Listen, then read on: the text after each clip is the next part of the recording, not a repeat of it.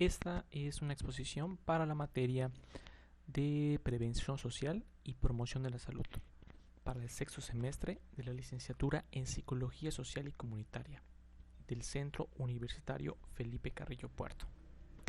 El día de hoy vamos a platicar y debatir el concepto de salud mental, sobre todo aterrizarlo a las situaciones que actualmente estamos viviendo con la contingencia del COVID-2019.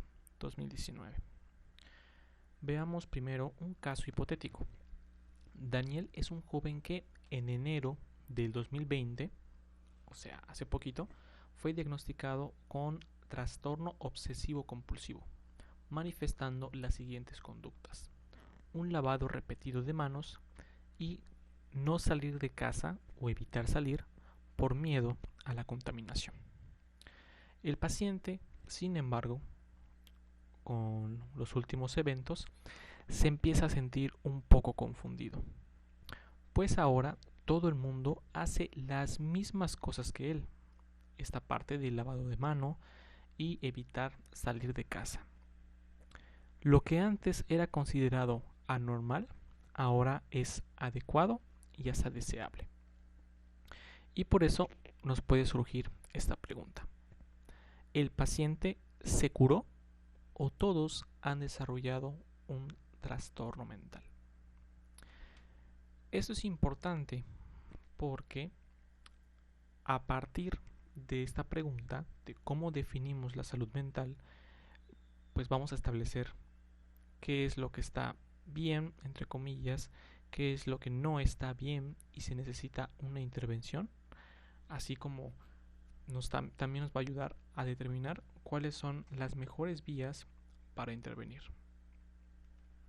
Entonces, es una pregunta complicada, es una pregunta compleja, pero que tenemos que reflexionar sobre ella para poder avanzar en nuestras intervenciones. La Organización Mundial de la Salud define la salud como un estado de completo bienestar físico, mental y social, y no solamente la ausencia de afecciones o enfermedades.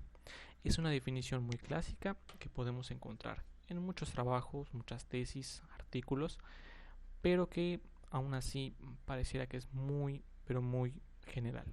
Realmente necesitamos algo un poquito más, pues, un poquito más específico, ¿no? O que nos ayude a orientar mejor nuestro trabajo. Porque nos podemos empezar a encontrar con este tipo de publicaciones, ¿no? En redes sociales, en periódicos, donde algunos expertos afirman que lo que viene después de toda esta situación es una pandemia de trastornos mentales. Y aquí nos podemos preguntar, ¿no? El término pandemia, para referirnos a situaciones psicológicas, a situaciones mentales, ¿es válida? ¿Es correcta? ¿Realmente nos ayuda a entender la problemática? Porque pues pandemia pues viene de toda esta perspectiva, ¿no?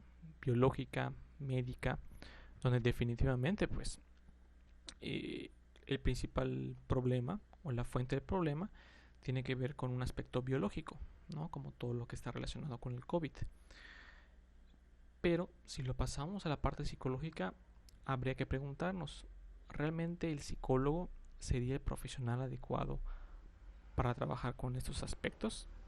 ¿No? Si la fuente del problema es biológica, ¿los psicólogos tenemos algo que decir o algo en qué incidir? Entonces, aquí vamos a ver un poquito, ¿no? Las contradicciones del modelo que nosotros utilizamos para diagnosticar o para decidir si alguien tiene o no un trastorno. Aquí el paciente nos dice que, pues claro, yo antes no cumplía los criterios del DSM y me justificaba en eso para decir que no tenía un trastorno de conducta alimenticia. Su psicólogo puede preguntar, ¿y qué ha cambiado para que ahora sí consideres que tienes ese trastorno? Y la paciente nos podría contestar, pues, la versión del DSM. Entonces aquí vuelvo a esta pregunta, ¿no? ¿En qué nos basamos? ¿Cuál es nuestro criterio para decir que alguien tiene o no ese trastorno de lo que sea, ¿no? De ansiedad, de conducta alimenticia, etcétera, ¿no? ¿En qué nos estamos basando? Y por qué esos criterios, ¿no? Ante esta contingencia, pues pareciera que son muy endebles, ¿no? Como veíamos en el primer ejemplo, lo que antes era considerado anormal, ahora es hasta deseable, ¿no? Deseable que alguien constantemente se esté lavando las manos, que permanezca el mayor tiempo posible en sus casas. Entonces, ¿qué pasa con esos criterios? ¿No? Porque ahora se vuelven tan, tan endebles o no nos permiten separar, ¿no? Cuando realmente estamos ante un problema o un trastorno. Sobre la salud existen diferentes formas de entenderlo, diferentes formas de, pues, de visualizarlo, ¿no? Y uno de estos modelos se le conoce como modelo médico hegemónico, ¿okay? Que tiene una amplia tradición en diferentes sistemas de salud en el mundo, obviamente también en nuestro país, y que tiene una serie de características, ¿no? La primera es que, pues, la mayoría, si no es que todos los problemas, consideran que su principal fuente es el aspecto biológico, ¿no? El aspecto fisiológico. Algo está mal. La parte de la ahistoricidad, que pues prácticamente pues no vamos a prestarle mucha atención al paciente, a su historial, sus antecedentes, sino más bien vamos a enfocarnos en cuáles son los síntomas, cuáles son los problemas y vamos a curarlo lo más rápido posible, ¿no? Que tiene que ver con el siguiente punto, ¿no? Centrada totalmente en la enfermedad. Ahí, pues, definitivo, ¿no? El enfoque es muy claro. También otra de sus características tiene que ver con la parte de la mercantilización, que pues prácticamente tiene que ver con cómo las personas acceden a los servicios de salud y una tendencia constante a que esos servicios pues poco a poco ya dejen de ser brindados por una institución de gobierno y cada vez se ofrezcan a instituciones privadas. Es decir, la persona ya no cuenta con un seguro general, sino que ahora debe pagar, ¿no? Por un seguro médico. Otra característica es que pues prácticamente hay o se está proponiendo una pastilla para todos los problemas, ¿no? Cada vez pues presentamos diferentes situaciones y pareciera que desde esta perspectiva pues una pastilla es lo que lo va a solucionar, ¿no? Y por último tenemos esta cuestión de la relación asimétrica de poder, ¿no? Entre sus actores. Es decir, yo paciente pues hasta cierto punto soy bastante ignorante y va a ser el médico el que me va a ayudar, ¿no? El que me va a solucionar mi problema o mi situación. Entonces aquí pues sí, estamos partiendo de, pues ahora sí que desde lugares diferentes, ¿no? Y a su vez, ¿no? El médico que me atiende queda a un nivel inferior de su jefe, ¿no? Y así podríamos construir toda una pirámide de relaciones de poder donde pues pareciera que el que está más abajito es el paciente, ¿no? El que no sabe, el que es muy ignorante. Todas estas características es lo que define este modelo, ¿no? Que como su nombre lo dice, ¿no? Se llama hegemónico porque ha estado presente desde hace muchos años en nuestro sistema de salud y en diferentes países. Este modelo no solo ha servido para entender que es un problema de salud, no para definir que es un problema de salud, sino que también ha permeado en otras esferas, ¿no? Como lo podemos ver aquí.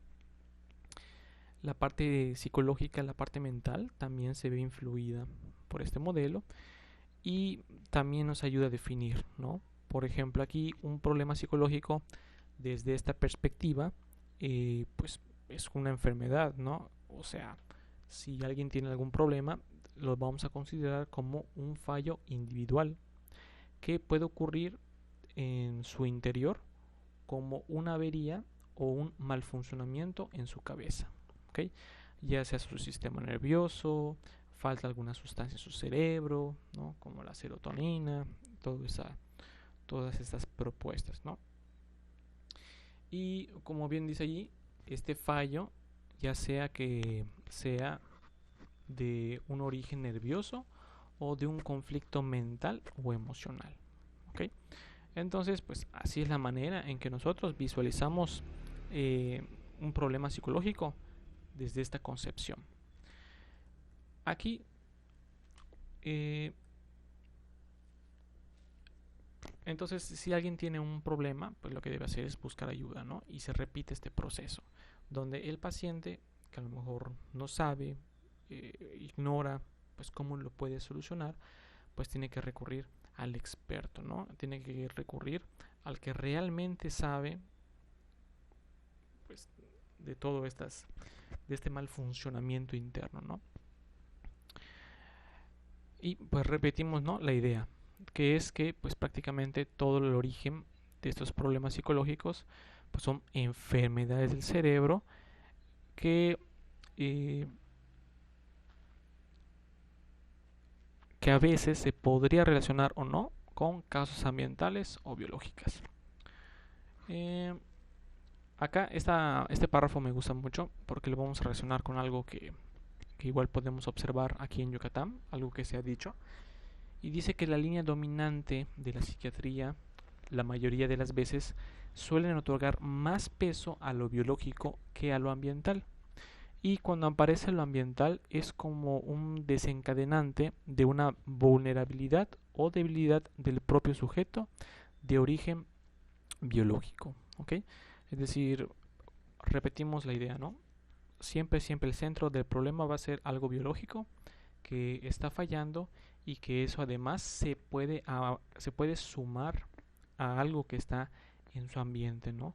O algo que pues ya estaba ahí escondido y que simplemente va a explotar, ¿no? Veamos aquí un ejemplo.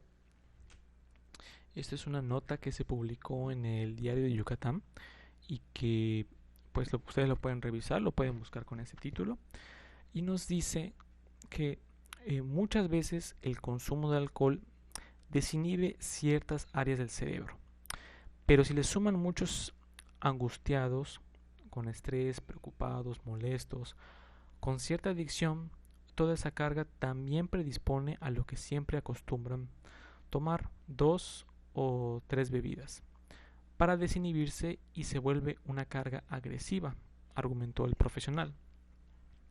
En relación con los señalamientos recientes del Ayuntamiento de Mérida, en el sentido de que la ley seca no ha reflejado una reducción de los índices de violencia intrafamiliar, sino que sigue en aumento en la capital del estado.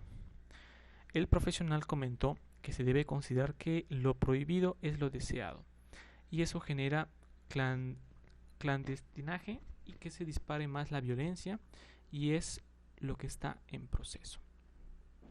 Aquí pues está intentando explicar, ¿no?, todo este fenómeno, toda esta polémica que hubo por la ley seca y la violencia intrafamiliar, ¿no?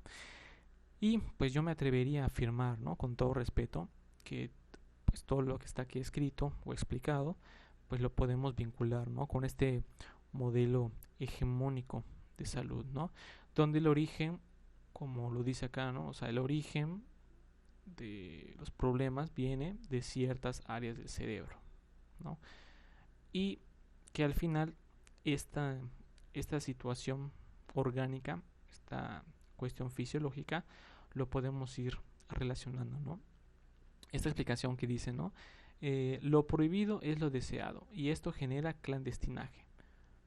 Pues ahí no sé ustedes, pero a mí yo siento que perdió esta conexión con la parte fisiológica, ¿no? Pareciera más como, no sé, una explicación un poco burda, porque realmente pues no nos queda claro, ¿no?, porque esta parte de lo prohibido es lo deseado, ¿no? Y sobre todo, ante la situación, pues ¿qué hacemos?, ¿no? ¿Se sigue vendiendo alcohol o no se sigue vendiendo alcohol?, ¿no? Entonces realmente, por lo poco que pues podemos ver de la nota, les repito, ustedes pueden consultarla en el Diario de Yucatán, pues realmente no nos explica muy bien, pues bueno, exactamente cuál es el problema, ¿no?, y cómo este consumo de alcohol pues tiene que ver con la violencia, ¿no? O cómo se podría prevenir. Realmente no nos está explicando mucho. Y ese es el problema un poquito, ¿no? De esos modelos, que realmente no nos enfocamos tanto en una parte fisiológica, que al final recurrimos o nos apoyamos en otras explicaciones o pseudo explicaciones que realmente, más que aclararnos el panorama, pues nos deja con más dudas, ¿no? Esta forma de entender la salud ha presentado sus debilidades, ¿no? Ha presentado también su crisis, principalmente por dos aspectos, ¿no? El avance tecnológico en la lucha contra las enfermedades.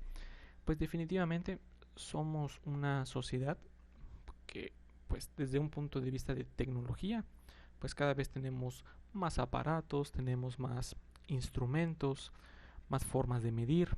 Definitivamente hay un avance increíble, ¿no? En ese sentido. Sin embargo, realmente, como dice ahí, pareciera que hay un estancamiento, ¿no? De sus beneficios de sus beneficios posibles en la población. A pesar de que tenemos más tecnología, más instrumentos, más aplicaciones en el celular, pero también al mismo tiempo somos la sociedad que más enfermedades tenemos, ¿no? Más enfermedades crónico-degenerativas, ¿ok? Estas enfermedades no son cuestiones de que lo heredé, sino es una cuestión de que pues yo lo padecí, yo lo desarrollé, ¿no?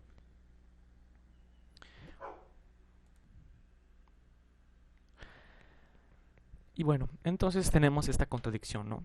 Estamos avanzando, pero en tecnología, pero realmente pareciera que la calidad de vida en términos de salud está empeorando, ¿no?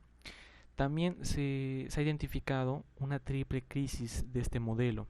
Primero, con respecto al costo, es decir, ¿cuánto nos cuesta tener un sistema de salud? ¿No? Realmente si ponemos números, pues es un costo muy elevado.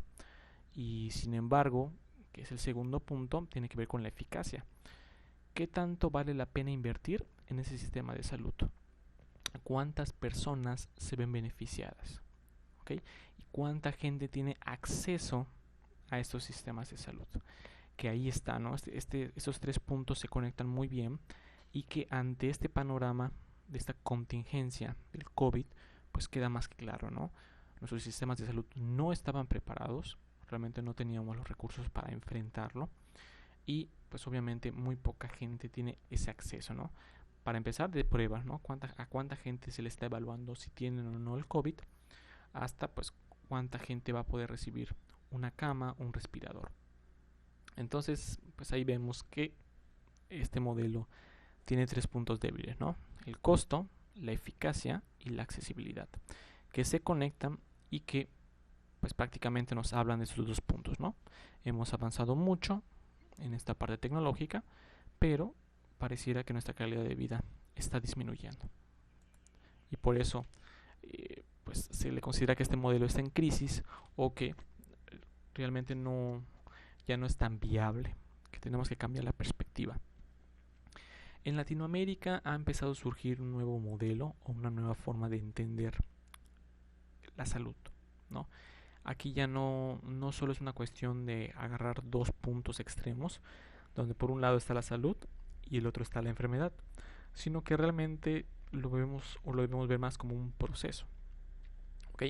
Donde definitivamente uno de los puntos más importantes es el aspecto biológico, pero también tenemos que verlo como una parte social, ¿no? Porque muchas cuestiones de salud se relacionan con nuestra cultura, con nuestra forma de vivir, ¿no?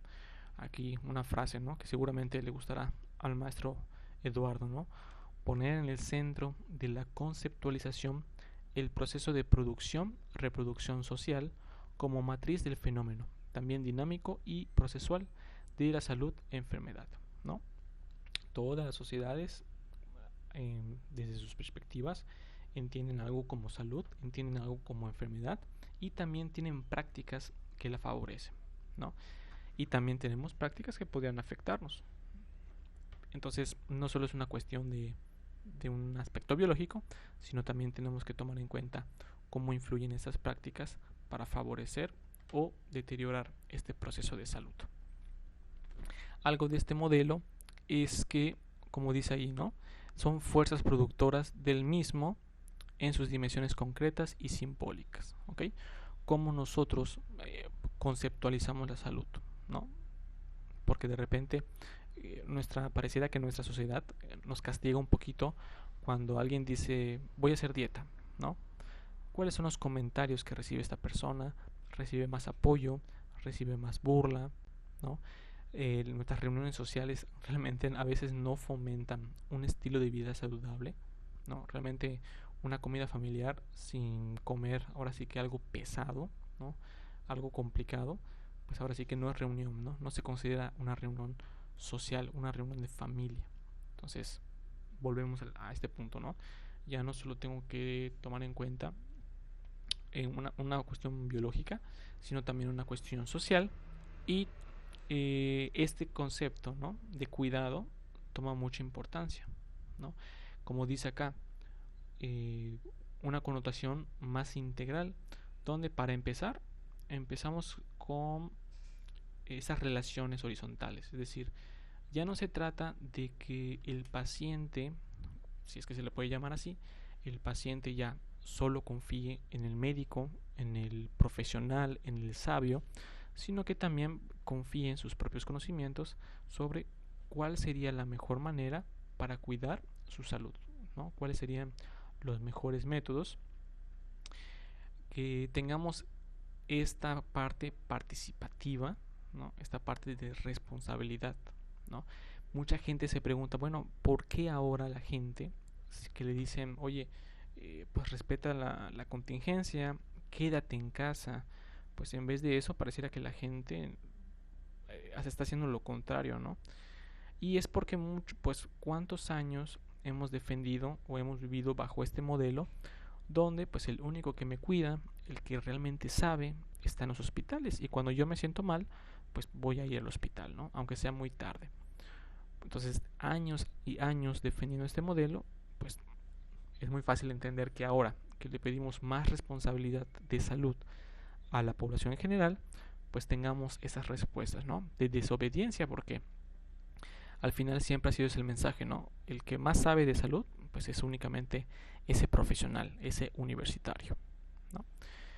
Y este modelo es lo que va diciendo, ¿no?, es lo que nos va señalando, que vayamos quitando del centro a las instituciones y que vayamos favoreciendo la responsabilidad individual, la responsabilidad grupal y de comunidad de nuestra salud, ¿no? Que pues siempre algo podemos hacer para que pues podamos cuidar este aspecto, ¿no? Y como dice acá, reconociendo que buena parte de esas acciones de salud suceden en la vida cotidiana. Pues claro, eso tiene que ver con pues todos los días, ¿no? Tenemos una o dos acciones que van a repercutir en nuestra salud, desde algo tan básico como cuántas veces al día nos lavamos los dientes, ¿no? ¿Qué tanta actividad física hago? ¿No? De repente hay gente que pues va a la tienda que está a dos esquinas y en vez de caminar, en vez de usar la bici, pues prefiere subirse al carro, ¿no? O va a una distancia muy corta y aún así decide usar el carro, y ya eso es una inactividad física.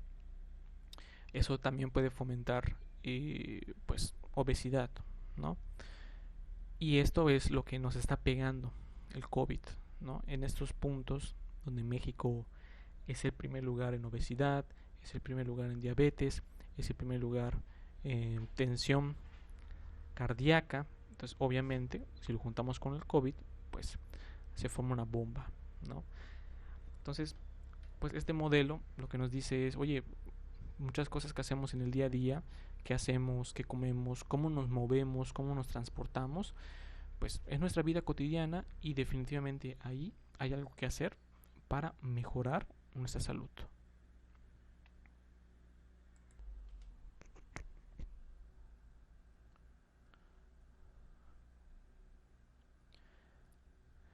Muy bien, ante este contexto o desde la perspectiva psicológica, ¿cómo podríamos definir un problema cuando una persona tiene un problema psicológico? Cuando tratamos de conseguir un fin y nos encontramos con un conjunto de circunstancias que nos lo impiden, ¿ok? Y estas circunstancias tienen que ver con lo que hacemos, ya sea por un exceso o por un defecto.